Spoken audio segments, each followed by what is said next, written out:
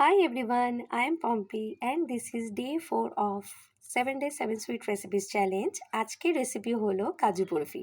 খুব সহজ উপায় আমি তোমাদের কাজু বরফি বানানো দেখাবো। এটার মধ্যে চাশনির কোনো দরকার নেই। আমি 200 গ্রাম কাজু নিয়ে নিয়েছিলাম, যেটা আমি ভালো করে 3 ঘন্টা ভিজিয়ে রেখেছিলাম। 3 ঘন্টা ভিজাবার পরে একটা মিক্সার গ্রাইন্ডারের মধ্যে এটাকে পেস্ট করব। এবার পেস্ট করতে গিয়ে খেয়াল রাখতে হবে পুরো তো পেস্ট ফাইনিং পেস্ট হবে না। তার মধ্যে 2 টেবিলস্পুন আমি দুধ দিয়ে দিয়েছিলাম, লিকুইড দুধ।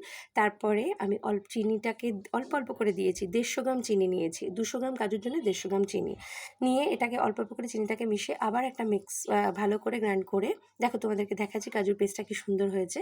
এইরকম যখন হয়ে যাবে মনে করবে, তখন কিন্তু একটা ফ্রাই প্যানের মধ্যে অল্প একটু ঘি, না দিলেও চলে, বাঙালি সব কিছুতে ঘি দেবো তাই দিয়েছি। এরপরে কাজু যেটা ব্যাটারটা ছিল ওটাকে ভালো করে আমি মিশিয়ে নিলাম।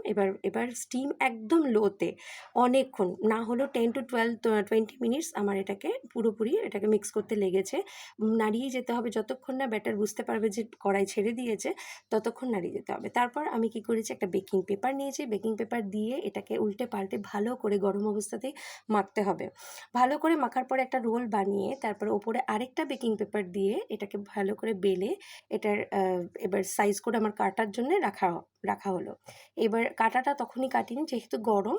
আমি মোটামুটি 5 to 6 আওয়ার্স পরে কিন্তু কেটেছিলাম, কিন্তু কাটার ভিডিওটা আমি তোমাদের কাছে শেয়ার করতে পারছি না, ভুলে গেছিলাম করতে। এই দেখো আমার ফাইনাল লুকস কাজু বরফির, কেমন হয়েছে জানিও।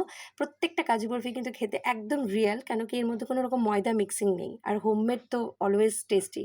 আজকের কাজু বরফিটা তোমাদের কেমন লাগলো? ভালো লাগলে লাইক কমেন্ট শেয়ার করতে ভুলবে না। একটা তোমাদেরকে আমি দেখাচ্ছি, দেখো কাজু বরফি কতটা আমি একটু ঘরের জন্য বানিয়েছি দেখে ছোট ছোট করে করেছিলাম। আজকের জন্য আসি তাহলে, টাটা।